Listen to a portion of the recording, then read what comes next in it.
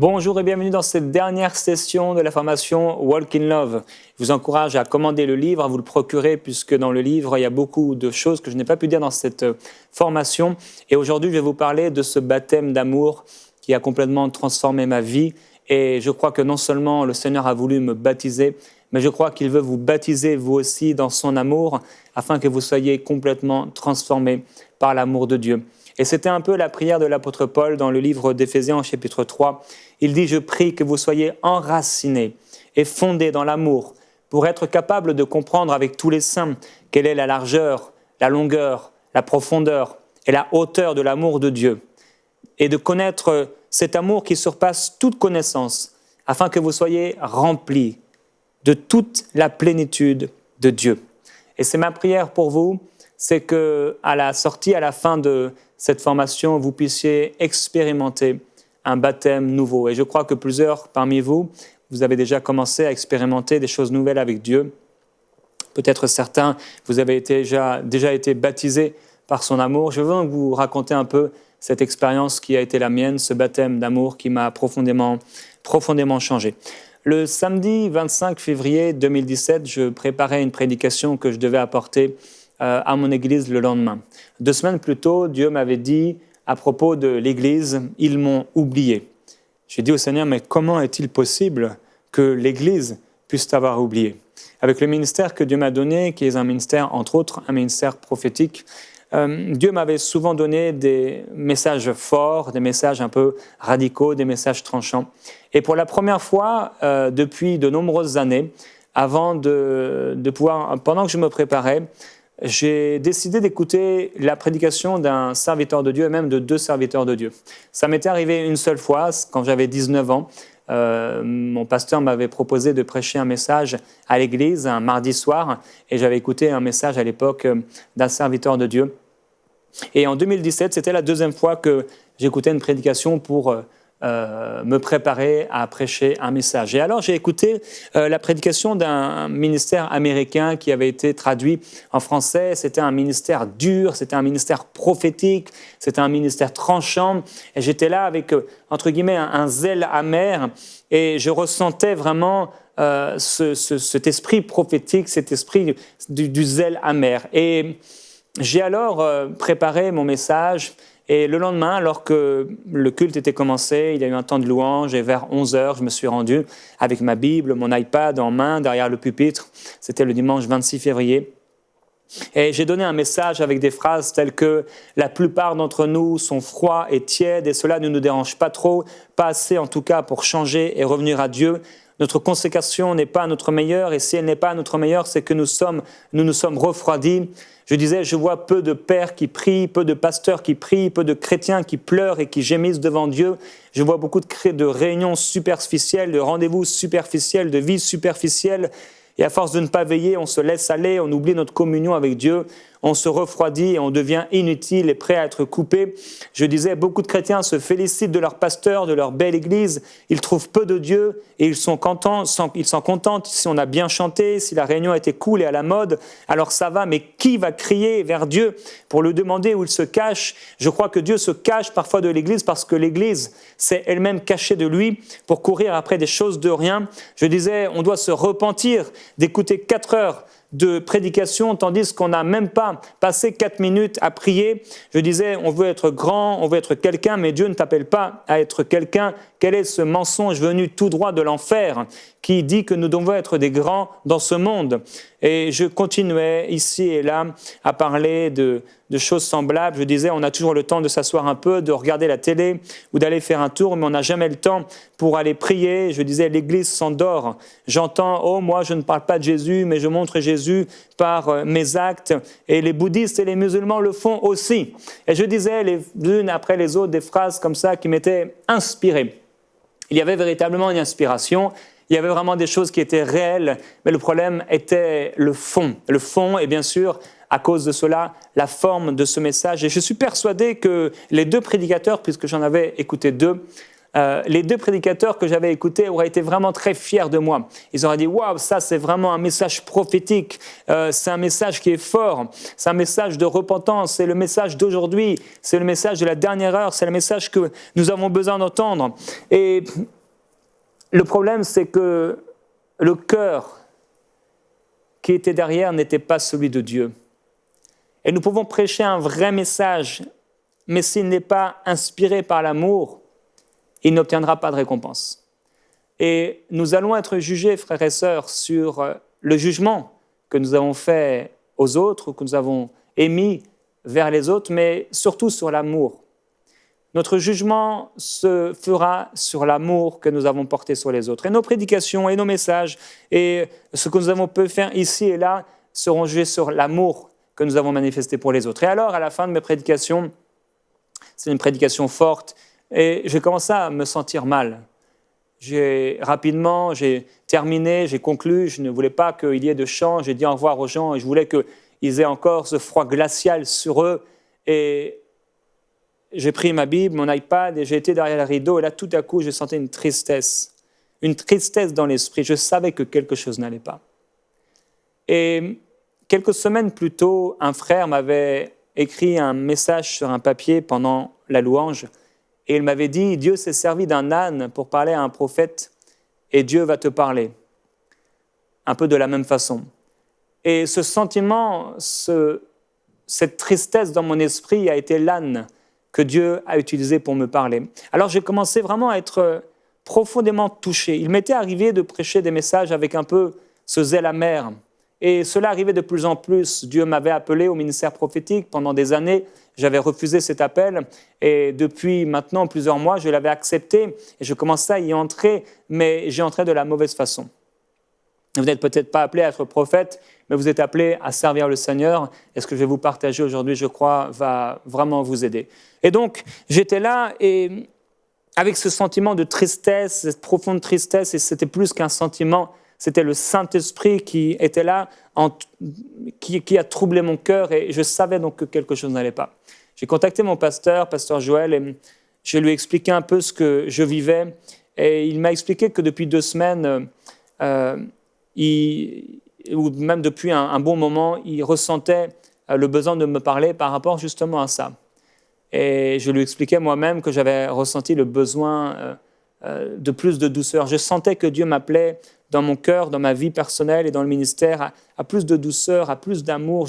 Je désirais vraiment un baptême, vivre un baptême d'amour qui me changerait profondément. Mais je ne savais pas comment faire. Alors, mon pasteur a pu m'encourager à m'approcher de Dieu. Il m'a dit, arrête peut-être d'écouter les enseignements que tu peux écouter habituellement. Et plutôt écoute, il m'a encouragé à écouter Heidi Baker, cette femme qui 12 ans plus tôt avait été utilisée par le Seigneur pour me libérer au niveau de la prédication.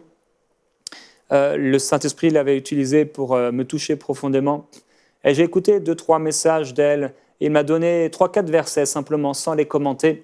Et l'un de ces versets m'a profondément touché dans Apocalypse au chapitre 22 au verset 1, où il est écrit « Et il me montra un fleuve d'eau vive, limpide comme du cristal, qui sort du trône de Dieu et de l'agneau. » Et je sentais que Dieu me parlait à propos de ce passage.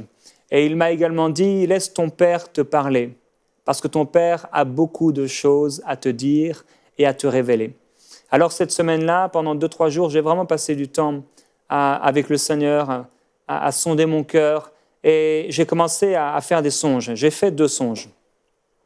Dans le premier songe, j'étais sur un terrain de sport, et il y avait des hommes habillés en noir qui volaient dans le ciel et qui, avec des mitraillettes, tiraient sur les gens. Je me suis retrouvé au coin d'une rue, auprès de ce stade, et j'ai vu là des jeunes, dont un jeune de mon église qui était là 2 jours auparavant, alors que j'avais prêché dans mon église locale, et on lui avait tiré dessus, parce qu'il fumait une cigarette. Et ce jeune homme ne voulait pas me parler parce qu'en fait, il n'avait pas assez confiance en moi. Il pensait que j'allais le juger, le condamner. Et dans le message, j'avais condamné certains jeunes qui vivaient n'importe comment. Et Dieu m'a montré que s'il nous donne la possibilité d'être dans cette onction du ministère, cette onction surnaturelle, et quelque part nous nous élevons dans les airs avec cette onction, ce n'était pas pour tirer sur les gens, mais c'était pour les aimer. Et quelqu'un qui ne se sent pas aimé ne pourra pas se confier en nous et ne pourra donc pas être aidé, mais il va cacher ses fautes et il va cacher ses transgressions. Il y a eu un deuxième songe que j'ai fait toujours pendant cette nuit-là, donc 2 jours après cela. Et dans ce deuxième songe, j'étais dans un magasin pour acheter des chaussures de sport. Et ça nous parle bien sûr du zèle, de l'évangile, etc., d'annoncer l'évangile. Le responsable voulait que je quitte les lieux parce que, je ne sais pas exactement pourquoi, mais il savait que j'annonçais l'évangile et il voulait que je quitte son magasin. Et alors qu'il se dirigeait vers moi, il y a un couple de personnes âgées qui est entré et j'ai su que ces personnes avaient été sauvées, juste parce qu'un jour, je leur avais dit que Jésus les aimait. Et ces personnes, alors qu'ils ne voulaient pas que je prie pour lui, le vendeur du magasin, il avait une jambe de bois. Quand ils ont commencé à parler avec lui, il était ouvert à ce couple et ils lui ont posé les mains et cette jambe de bois est devenue une jambe de chair dans ce rêve. Et alors je me suis réveillé et quand je me suis réveillé, j'étais tellement heureux et béni de ce que des gens aient été sauvés juste parce que je leur avais dit que Jésus les aimait. Et il y avait cette joie et j'ai réalisé et compris qu'en réalité, j'avais prêché non seulement avec un zèle amer, mais j'avais prêché avec des frustrations. Vous savez que nos critiques et nos calomnies contre les autres sont souvent le signe de nos frustrations intérieures. Lorsque nous critiquons les autres, c'est souvent la manifestation extérieure de frustration que nous vivons dans nos propres vies. Et j'ai réalisé qu'en fait, j'étais frustré de ne pas vivre assez de fruits, frustré de ne pas voir assez d'âmes sauvées. J'étais frustré et lorsque j'avais prêché, et s'était infiltré quelques frustrations de mon cœur. Et j'ai réalisé que pendant beaucoup d'années, j'ai servi Dieu comme un esclave. Et c'est peut-être votre cas aujourd'hui. Vous êtes dans un service, vous êtes croyant, né de nouveau, et vous servez peut-être le Seigneur comme un esclave. J'avais toujours en moi, vous savez, ce sentiment que quelque chose ne va pas. Toujours l'impression que ce n'est pas assez. Toujours cette impossibilité de vivre dans l'amour du Seigneur, de vivre dans l'amour de Dieu. Et je vous ai déjà parlé de l'état d'esprit qui anime le rebelle qui est frustré dans ces sessions. Et comme je l'ai dit, nos accusations envers les autres ne sont bien souvent que le langage de nos propres frustrations. Et quand Étienne, lui, a été martyr, il a dit, comme Jésus-Christ, pardonne-leur parce qu'ils ne savent pas ce qu'ils font. Il n'a pas fait ou dit comme certains prophètes de l'Ancien Testament en disant « ne pardonne pas leurs péchés ». Ça a été le cas dans Néhémie, ça a été le cas dans le livre de Jérémie. Alors Dieu m'a corrigé. Il m'a corrigé en me faisant sentir une tristesse profonde après avoir prêché, mais après que j'ai ouvert mon cœur à la correction divine, il m'a parlé et il m'a encouragé. Il m'a révélé que j'avais utilisé une mitraillette au lieu d'utiliser l'amour. Il m'a montré que je prêchais avec des frustrations et il était là pour me corriger et pour me faire changer. Ce jour-là, 5 jours après ma prédication, j'étais vraiment apaisé. Le fleuve d'eau vive qui coule du trône de Dieu, qui est limpide comme du cristal, commençait à toucher ma vie. Cette douceur. Un homme de Dieu avait prophétisé quelques semaines ou quelques mois auparavant que le fardeau dur que j'avais sur moi, il ne connaissait pas mon appel, cet appel prophétique qui vient avec un fardeau si dur parfois, si lourd à porter. Il m'avait dit, le fardeau deviendra léger. Et je commençais à ressentir ce fardeau léger, une douceur qui essayait de m'entourer et de toucher ma vie. Et ce jour-là, j'ai écrit un chant nouveau qui se trouve dans le livre. 1 mois après cette prédication, cette fameuse prédication, une sœur m'a écrit, elle m'a dit elle m'a raconté une expérience qu'elle avait vécue dans une de mes conférences. J'en parle plus dans le livre, vraiment des choses extraordinaires, des enfants qui avaient été touchés par Dieu et ce qu'elle a commencé à vivre après. Et elle avait décidé de m'écrire pour me raconter ce qui s'était passé. Et là, le Saint-Esprit l'a arrêté et lui a dit de me dire à moi, dis-lui que je vais l'amener plus loin et il va revivre ce qu'il a vécu lorsqu'il m'a connu la première fois, lorsque je l'ai touché la première fois. Et elle m'a dit de la part du Seigneur, dis-lui que je vais l'amener dans des eaux profondes, si profondes qu'il n'en connaissait pas l'existence. Il va aller dans des eaux profondes et quand il en ressortira, Son visage sera illuminé et transformé. Il va donc me rencontrer comme pour la première fois.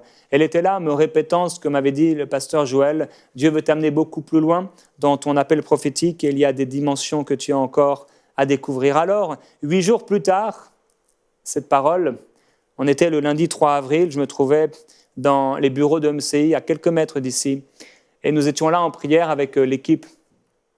Et j'ai vu juste devant Michael le Seigneur. Je n'ai pas vu ses yeux, j'ai vu juste qu'il était là, en esprit. J'ai vu le Seigneur mettre ses mains comme ça devant Michael. Lui-même a vécu sa propre expérience et il a senti également que les mains du Seigneur étaient là. Et donc, on était toujours en prière et on ne s'était pas encore concerté ou parlé de ce que j'avais vu ou de ce qu'il avait vu. Et j'ai vu le Seigneur le contourner et venir auprès de moi et me tendre les mains comme cela. J'étais assis à ma place. Alors, je me suis dit, bien, je vais me lever. J'avais les yeux fermés et j'ai ouvert mes yeux, j'ai mis mes mains comme ça sur le devant et je m'attendais à vivre quelque chose. Et quelques secondes se sont passées, il ne s'est rien passé de particulier, alors je me suis assis à nouveau. Et lorsque je me suis assis, j'ai fermé les yeux et là, Dieu m'a transporté dans une vision. Et dans cette vision, il y avait une énorme source d'eau dans laquelle j'ai fait le choix de m'y plonger. J'étais dans cette source et au fond, il y avait une cascade énorme, gigantesque, avec à chaque instant des millions et des millions de litres qui coulaient. Et arrivé à un moment dans cette source, je me suis dit, eh bien, je suis là dans la source, pourquoi je n'irai pas en profondeur? Alors j'ai décidé d'aller en profondeur et j'ai été comme aspiré à l'intérieur et je m'attendais, je ne sais pas pourquoi, peut-être parce que j'aime les jolis poissons, etc. Je m'attendais à voir à l'intérieur des poissons de toutes les couleurs. Mais tout à coup, lorsque j'étais là, à l'intérieur, dans cette source, qui était en réalité une source qui n'avait pas de fond, elle n'avait pas de fond, elle était éternelle et illimitée, continue. Tout à coup, alors que je m'attendais à voir des poissons, ça a été le battement du cœur de Dieu qui m'a traversé. J'ai été traversé par le battement du cœur de Dieu et tout à coup, j'ai réalisé que tout cela était un symbole, une image de l'amour de Dieu pour moi. Ces millions de litres qui coulaient, chaque goutte me disait que Dieu m'aimait. Cette eau dans laquelle j'étais et dans laquelle je pouvais me plonger à tout instant. Cette source qui n'avait aucun fond. Cet amour de Dieu qui est long, large, profond et haut. C'était une image que Dieu me donnait, mais plus qu'une image. Ce jour-là, j'ai été baptisé dans l'amour de Dieu. Et peut-être en parlant, c'est une image, ok, ouais, c'est joli, une cascade d'eau et de l'eau, bon, c'est sympa. Ça m'a complètement bouleversé. Ça a été un baptême extraordinaire dans l'amour de Dieu.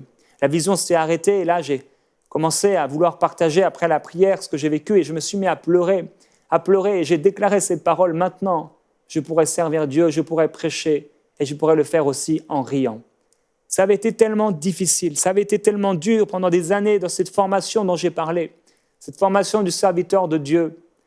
Cet esprit de prière avait été si dur à porter.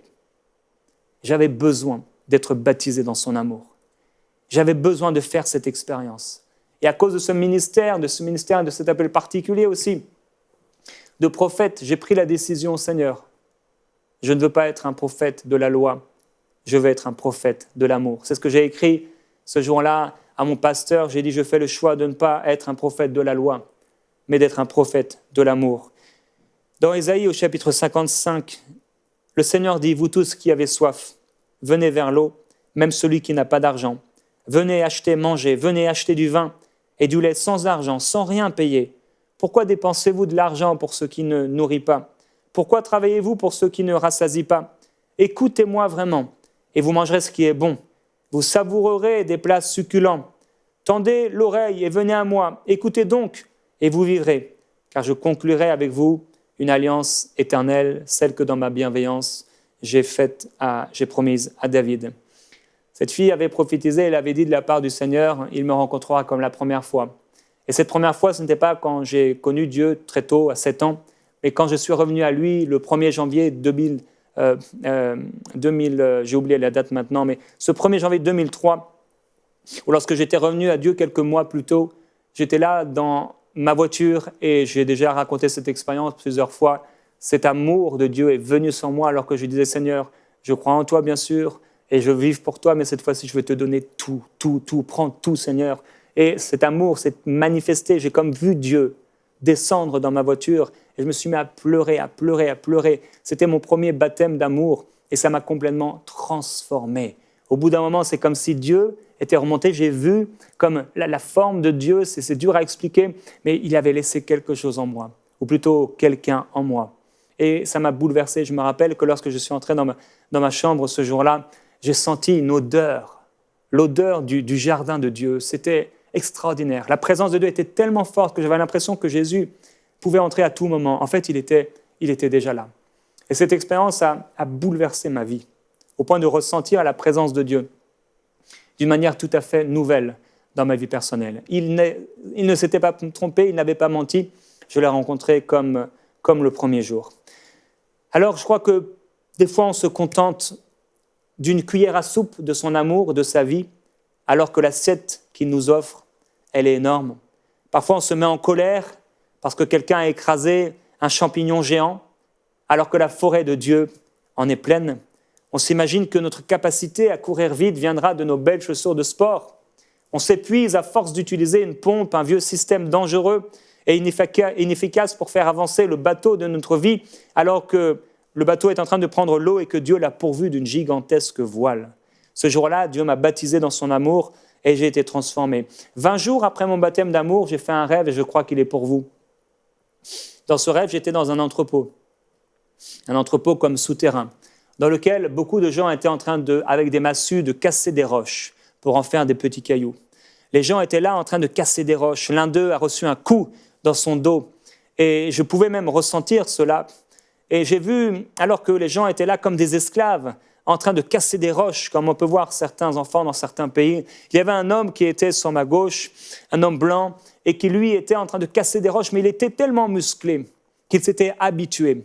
Et les oppresseurs étaient là pour leur faire casser des roches de plus en plus vite. Et lui avait tellement de muscles, il avait développé une capacité à pouvoir casser ces roches qu'il les cassait sans cesse. Il était plein de transpiration, mais il réussissait à le faire. Il s'était habitué à un joug dur et difficile. Il s'était habitué à être un esclave. Plusieurs personnes, vous m'écoutez aujourd'hui, vous êtes peut-être cette personne.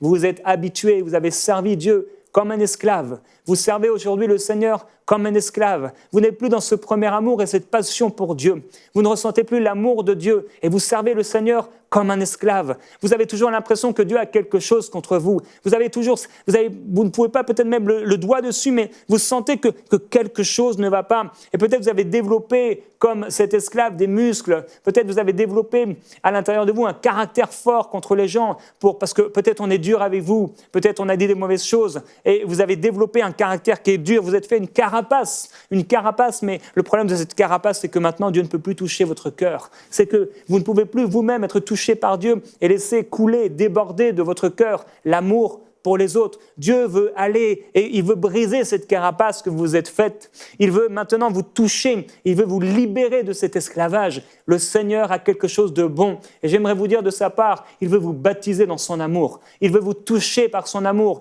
Et quand vous allez être baptisé dans son amour, mon problème à moi, ce n'était pas que je critiquais les gens, que je calomniais les autorités. Mon problème à moi, c'est que j'étais dans ma relation avec Dieu comme un esclave, jamais satisfait. Toujours c'était dur, mais Dieu avait quelque chose de meilleur pour moi. Et je crois que Dieu a quelque chose de meilleur pour vous. Peut-être que vous, votre problème, c'est parce que vous êtes frustré. Vous êtes frustré de ne pas avoir assez de fruits. Et parce que vous ne voyez pas assez de fruits, vous ne le réalisez peut-être pas. Mais c'est ce qui a donné naissance à la critique, à la jalousie. C'est ce qui a donné naissance, comme Judas, à la calomnie. Vous avez fait le mal ici et là et vous parlez en mal des autres. En fait, vous êtes en train de vivre comme un esclave. Dieu a quelque chose de mieux pour vous, quelque chose de plus bon pour vous. Vous pouvez vivre comme le Seigneur Jésus. Il était calomnié, il était critiqué, mais il ne rendait pas l'appareil parce qu'il trouvait sa force en Dieu. Il trouvait sa joie en Dieu. Il trouvait sa paix en Dieu. Il trouvait son amour, l'amour de Dieu, sa paix en Dieu. L'amour de Dieu était là et il avait besoin de revenir toujours à la source. Mais cette source était inépuisable. Et cette source est inépuisable pour vous, frères et sœurs. Jusqu'à quand allez-vous vivre comme des esclaves, si c'est votre cas? Jusqu'à quand on va servir Dieu comme des esclaves? Est-ce qu'on va vivre dans ce qui est passé? Non, quelque chose de nouveau. Dieu nous a réservé quelque chose de nouveau. Ce qui est ancien est passé, il est prêt de disparaître. Mais Dieu a quelque chose de meilleur pour nous. Oui, ce qui est ancien a vieilli il est près de disparaître. Dieu vous appelle à quelque chose de plus grand. Marchons, frères et sœurs, dans l'amour et dans sa grâce. Soyons baptisés dans l'amour du Seigneur. Et j'aimerais prier pour vous maintenant. Père, je te remercie pour ta parole parce qu'elle est forte et puissante. Aujourd'hui, tu nous enseignes, tu nous rappelles, tu nous appelles, Seigneur Jésus-Christ, à ce baptême d'amour. Tu nous appelles à ceux qui ont résisté encore jusqu'ici, Seigneur, à tomber à genoux devant toi et à te dire, Seigneur, pardonne-nous, pardonne-nous. Seigneur, nous voulons être baptisés dans ton amour, à nouveau être baptisés dans ton amour, parce que nous voulons être comme toi. Nous voulons suivre ton modèle, nous voulons suivre ton exemple. Nous ne voulons pas, Seigneur, être des prophètes de la loi, des hommes durs, méchants même, des gens qui ne trouveront pas la possibilité, les gens ne viendront pas nous parler parce qu'ils sentent qu'on est là pour les juger. Père, non, nous voulons être comme toi, Seigneur Jésus-Christ. Et Père, je prie, avec le mandat que tu m'as donné, tu m'as demandé d'enseigner sur ces choses, tu m'as demandé d'enseigner sur la rébellion et sur cette marche dans l'amour. Et à cause de cela, il y a une grâce qui est rattachée à ma vie et à mon ministère. Père, je prie pour cette personne qui regarde maintenant, qui prie avec moi. Je te demande, Père, de la baptiser dans ton amour. Je te demande, Père, un rendez-vous spécial et particulier, un baptême d'amour. Il prendra certainement une forme différente que celle que tu as utilisée pour moi.